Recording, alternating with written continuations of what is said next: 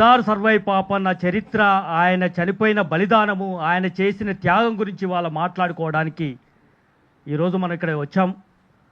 నిజంగా ఈ తెలంగాణ రాష్ట్రం రావటానికి సాకలైలమ్మ, దొడ్డి కొమరయ్య, చేకు బందకి, సర్వాయి పాపన్న చరిత్రకారుల పేర్లు చెప్పుకొని ఉద్యమాన్ని ఉర్రూతలగించి తెలంగాణ రాష్ట్రం స్ఫూర్తిగా తెచ్చుకోవాల్సి వచ్చింది.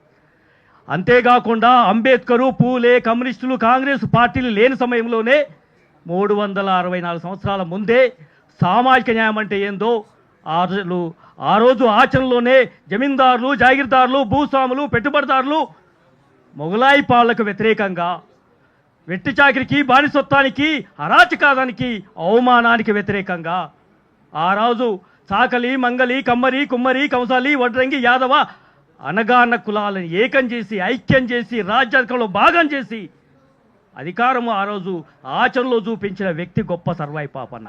కల్లిగీత కులంలోనో గౌడ కులంలో పుట్టినంత మాత్రాన ఆయన ఒక కులానికి పరిమితం కాలేదు.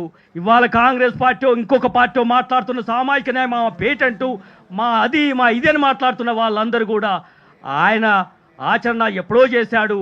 ఆయన ఆశయాలకు తగ్గట్టుగా ఉండాల్సిన వీళ్ళు ఇవాళ దానికి తూర్చుపడే విధంగా ఇవాళ పరిపాలన కొనసాగుతుంది. నిజంగా తెలంగాణ రాష్ట్రం వచ్చిన తర్వాత ఆయన వర్ధంతిని, జయంతిని అధికారికంగా హైదరాబాద్ నడిబొడ్డున రవీంద్ర భారతిలో జరపాలని చెప్పేసి ఆనాటి ప్రభుత్వాన్ని డిమాండ్ చేశాం. అధికారికంగా జీవోలు కూడా వచ్చినాయి, ఈ వర్ధంతులు, జయంతులు కూడా జరిగినాయి. నేడు ఇవాళ ఈ రోజు జరగాల్సిన వర్ధంతి రవీంద్ర భారతిలో జరగలేదంటే ఇంతకంటే అవమానం ఏంది ఈ బాలకులు మనకిచ్చేది? అధికారంలో భాగస్వామి కావటానికి ఆ రోజు ఆయన ఒకటే చెప్పాడు, ఈదులు వీస్తే ఈంద్రవాడు, కళ్ళు కడితే గౌన్లవాడు, బుట్టలు చేస్తే మేదరవాడు, బట్టలతో చాకలివాడు, మొనగాడి చట్టం వచ్చునా, పాలగాడి చట్టం వచ్చునా, కొడితే నెల్లూరు బస్తీలు కొట్టాలి, మైసూరు మహల్ కొట్టాలి, గోల్కొండ కోట కొట్టాలనే కదా స్ఫూర్తినిచ్చింది. చెరువులు కట్టి ఒక అణగారిన వర్గాలందరికీ ఆశలు చూపిన మహానుభావుణ్ణి ఇవాళ ఈ పాలకు అవమానిస్తే చూస్తూ ఊరుకోము. ఆనాడు చరిత్రలో లేకుండా చేయాలనుకున్నా ఎక్కడో లండన్ మ్యూజియం నుంచి తీసుకొచ్చి ఇక్కడ ఆయన చరిత్ర గురించి మనం చెప్పుకోవాల్సిన అంటే ఆయన బాటలో మాట్లాడడానికి, ఆయనకు నివాళులు అర్పించాలన్నా, ఆయన జయంతిలో పాల్గొనాలన్నా ఈ పాలకులకు చిత్తశుద్ధి లేదంటానికి ఇంతకన్నా నిదర్శనమైంది. చాలా బాధగా అనిపిస్తూ ఉన్నది. ఇవాళ పాలకులుగా చెప్పుకుంటున్న వాళ్ళు ఇవాళ ఈ కాంగ్రెస్ పార్టీ అధికారంలో రావడానికి పాపన్న పేరు మీద జిల్లా పెడతాం, పాపన్న పేరు మీద చుగుటవేతలో ఉన్న ఇక్కడే ట్యాంక్ మనం విగ్రహం పెడతాం, ఆయన పేరు మీద కోటలు, కట్టడాలు, చారిత్రక పాఠ్యాంశాల్లో ఆయన గురించి మాట్లాడటం చేస్తామని చెప్పిన ప్రభుత్వాలు ఇవాళ ఏ విగ్రహం కోసం మాట్లాడతలేవు, ఏ జిల్లా గురించి మాట్లాడతలేవు. మేనిఫెస్టోలో పెట్టుకొని అసెంబ్లీలో మాట్లాడి గవర్నర్ ప్రసంగంలో పెట్టిన వీళ్ళు ఇవాళ ఆయన వర్ధంతి జరపకుండానే ఎక్కడో ఎవరి రాజ్యం కోసమో బయట దేశాలలో పోయి ఎన్నికల ప్రచారంలో పాల్గొంటూ ఉన్నారు. మేము రేవంత్ అని చెప్పేసి ఆ గౌడ కులాన్ని కూడా తొక్కి పెట్టడం కోసం కూడా రెడ్లు కూడా ఇవాళ పనిచేస్తూ ఉన్నాయి. నేను ఒకటే అంటున్నాను, ఈ సామాజిక వర్గంలో ఉన్న మేజావులు లేకపోతే ప్రజాప్రతినిధులకు కూడా విజ్ఞప్తి చేస్తూ ఉన్నాం, గౌడ కులాన్ని అవమానిస్తే సహించేది లేదని చెప్తా ఉన్నాం. గౌడ కుల ఆత్మగౌరవాన్ని తాకట్టు పెడితే ఖబర్దారని కూడా ఈ సందర్భంగా హెచ్చరిస్తూ ఉన్నాం. గౌడ సంఘాలతో జరపవలసిన వర్ధంతులు, గౌడ సంఘాలతో జరపాల్సిన జయంతులు రవీంద్ర భారతిలో రెడ్డి సంఘాలతో జరిపిన చరిత్ర కూడా ఇవాళ చూసాం. ఇది కదా మేము అడిగేది. మేము పోరాడి సాధించాం.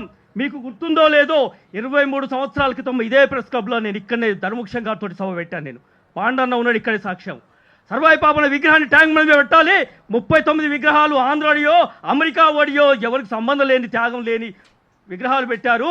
మా సర్వాయి పాపన్న నాన్నగారు నా గొంతుక కదా, ఆయన విగ్రహం లేదని చెప్పి విగ్రహం పెట్టాలని నేను పోరాటం 23 ఏళ్ల క్రితం పోరాటం చేసింది. ఈనాటికి ఆ విగ్రహం కూడా రాకపోవడం కూడా చాలా బాధాకరం. ఇవాళ వాళ్ళు అంటూ ఉన్నారు, భూమి పూజ చేసి చేతులు దుప్పుకుంటా ఉన్నారు. ఆ విధి విధానాలు ఏంటో తెలియదు. దీనికి వాళ్ళ గౌడ కులానికే కాదు, అయ్యేవాడు అవ్వేవాడు ఎవరిని అడగాలనో ఈ ప్రభుత్వం జవాబుదారం ఏముందో, ఈ వృత్తికి సంబంధించిన కానీ ఈ కులానికి సంబంధించిన కానీ ఎవరిని అడగాలో అంటే కూడా ఇవాళ జవాబుదారు లేని పరిస్థితి ప్రభుత్వంలో కొనసాగుతుంది. ఎక్సైజ్ మంత్రి గారు ఒక దూరం తీసుకొచ్చి పెట్టారు, ఆయనకు సంబంధం లేదంటా ఉన్నాడు ముఖ్యమంత్రి.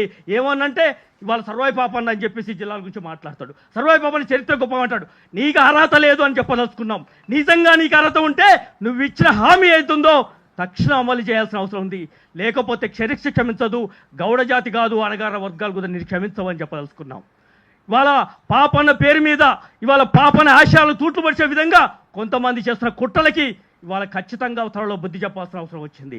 ఆత్మగౌరవాల పేరు మీద ఇవాళ ఒక విగ్రహాన్ని పెట్టడానికి ఇవాళ గౌడ సంఘాలు లేకుండా, విధి విధాలు చర్చించకుండా ఆయన ఎంత ఎత్తుండాలి? పూలేనే అన్నాడు, అంబేద్కర్ అన్నాడు, నా గొప్ప గురువు పూలే అన్నాడు. పూలే కంటే ముందే ఇవాళ సర్వాయి పాపన్న సామాజిక న్యాయం ఆచరణలో చూపించాడు. ఆనాడు రాజ్యాంగం లేదు, ఆనాడు ప్రజాస్వామ్యం లేదు. కత్తిబట్టి ఖడ్గం బట్టి యుద్ధం చేసి గెలిచిన మనగాడే అధికారం వహించిన చరిత్ర ఉంది. కాబట్టి ఆ చరిత్రలో ఈ వర్గాల కోసం త్యాగం చేసిన వ్యక్తి, ఈరోజు బలిదానం చేసిన వ్యక్తి, ఈరోజు అమరుడైన వ్యక్తి, ఈరోజు ఆయన వర్ధంతికి ఆయనకి ఘనమైన నివాళులు అర్పించాలంటే దమ్ముండాలి, ధైర్యం ఉండాలి, ఆశయం కొనసాగించిన వాడైతేనే. చరిత్రహీనులు కూడా దండేసే అర్హత లేదు.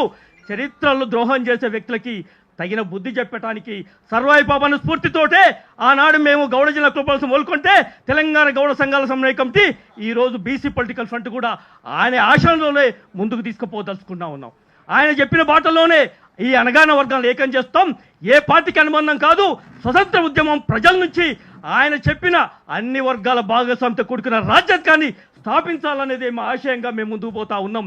అదే మేము తీసుకుపోవడానికి మా బీసీ పొలిటికల్ గుంటా బాలాజన్న కూడా అదే చెప్పాడు. మిగతా కులాలందరం కూడా మేము అడుగుతా ఉన్నాం. మేము ఎవ్వడికి తాబేదారులం కాదు, ఎవ్వడికి మేము ప్రజాపాలనకు సంబంధించిన అర్హత ఏదైతే ఉన్నదో మేము ఆచరణలో చూపిస్తాం. రేపు రాజ్యం వస్తే ఖచ్చితంగా 100 ఫీట్లు కాదు 150 ఫీట్లతో విగ్రహం పెడతాం. ఆయన విగ్రహాన్ని ఎక్కడైతే భూమి పూజ చేశారో టాంకుమిండి మీద పక్కనే అంబేద్కర్ ఉన్నాడు, ఆయన కంటే ఒక్క అడుగు ఎక్కువగా ఆయనకు ఉండాల్సిన అవసరం ఉంది. అంతకు తగ్గిస్తే బుద్ధి చెప్పవలసిన పరిస్థితి ప్రభుత్వాలకని హెచ్చరిస్తూ ఉన్నాం. ఈరోజు మాకు సంబంధించిన ఏ అవమానం జరిగినా భర్తం పట్టడానికి సిద్ధంగా ఉన్నాం. చరిత్రలో చూస్తూ ఊరుకోము. ఇప్పుడే విచ్చేస్తున్నటువంటి పెద్దలు బీసీ ఇంటలెక్చువల్ ఫోరం అధ్యక్షులు, అదేవిధంగా రిటైర్డ్ ఐఏఎస్ ఆఫీసర్ అన్న సూర్య పత్రికలో ఒక వ్యాసం కూడా రాశాడు. 23 సంవత్సరాల క్రితమే సర్వాయి పాపన్న అంటే ఒక రాజ్యాధికారికి ప్రతీక. దాన్ని కాపాడుకుంటాము. చరిత్రహీనుల్ని ఇది బుద్ధి చెప్తాము. ఆయనకి ఇవ్వాల్సిన నివాళి కూడా ఇదే అని చెప్తాం. ఇప్పటికైనా పాలకులు గౌడ సంఘాలని, మా అనగాన సంఘాలను పిలవకుండా విగ్రహం భూమి పూజ చేసినంత మాత్రాన ఇల్లలకంగానే పండుగ అయిపోదు. విగ్రహం ఏర్పాటుకు సంబంధించి చర్చించకుండా నీ ఇష్టం ఉన్నట్టు చేస్తా అంటే ఊరుకునే ప్రసక్తి లేదు. మాతో చర్చించి మా ఆత్మగౌరవంకు సంబంధించి మమ్మల్ని విచారించి చర్చించి మా అభిప్రాయాలు తీసుకున్న తర్వాతనే అక్కడ విగ్రహం పెట్టాలి. మేము అనుకున్నాం, గత ప్రభుత్వంలో కూడా చెప్పాం, ఒక మ్యూజియం ఉంది ఇప్పటికీ. గోల్కొండ కోట, సర్వాయిపేట కోట, కిలాషాపురం కోట, అదేవిధంగా భువనగిరి కోట ఆయన కట్టించి నిర్మించిన కట్టడాలు చరిత్రలో ఉన్నాయి. ఆ నమూనాను ఇవాళ అమలు చేయాల్సిన అవసరం ఉంది. ఆ నమూనా మోడల్గానే అక్కడ ఒక మ్యూజియము, ఆ చారిత్రక దాన్ని నిర్మించాలి. ఇష్టం ఉన్నట్టు ఇవాళ పూలే గారికి 16 ఫీట్లతో విగ్రహం పెడతా అని చెప్పి అవమానిస్తూ ఉన్నారు. అదేవిధంగా పాపన్న కూడా రేపు అది చేయరన్న గ్యారంటీ ఏముంది? అందుకే మేము చూస్తూ ఊరుకోం. ఇప్పటిదాకా ఒక లెక్క, ఇప్పటి నుంచి ఇంకో లెక్కని హెచ్చరిస్తా ఉన్నాం. మీడియా సాక్షి కూడా విజ్ఞప్తి చేస్తా ఉన్నాం. ఇది ప్రజల ఆత్మగౌరవ సమస్య, ఇది ఎవరి సమస్య కాదు. ఇది మా కుల ఆత్మగౌరవమే కాదు, అణగారిన వర్గాల రాజ్యాధికారానికి సంబంధించిన ఆత్మగౌరవ సమస్యగా రాబోయే రోజుల్లో అణగారిన వర్గాలదే అధికారం వచ్చే విధంగా ఆయన స్ఫూర్తితోటి ముందుకు పోతామని